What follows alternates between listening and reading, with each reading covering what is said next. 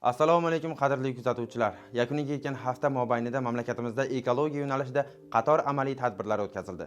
Ularda O'zbekiston Ekologik partiyasi faol ishtirok etib, bir qator tashabbuslarni ilgari surdi.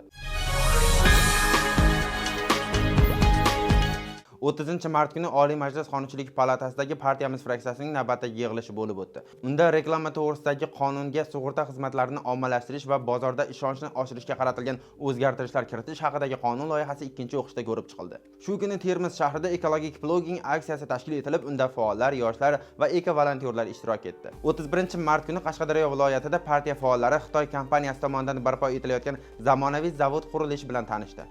Suhbatlar chog'ida atrof-muhit muhofazasi va aholi salomatligini ta'minlash masalalariga alohida e'tibor qaratildi. 1-aprel kuni Sirdaryo viloyatida yoshlar va xotin-qizlar uchun ekologik madaniyatni oshirishga bag'ishlangan seminar o'tkazildi. Unda chiqindilarni boshqarish, suvdan oqilona foydalanish va tabiatni asrash masalalari muhokama qilindi.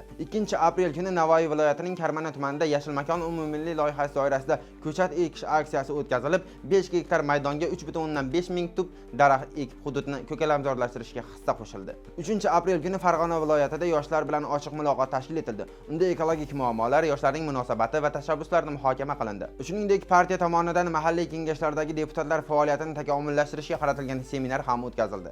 4-aprel kuni Toshkent viloyati Parkent tumanida biz inson va tabiat uyg'unligi tarafdorimiz shiori ostida ekologik aksiya bo'lib o'tdi. Shu kuni Bektemir tumanida daraxt ekish tadbiri ham tashkil etildi. Hafta davomida o'tkazilgan tadbirlar jamiyatda ekologik madaniyatni yuksaltirish, tabiatni asrash va aholini bu jarayonlarga keng jalb etishga xizmat qildi. Bizlarni kuzatib boring.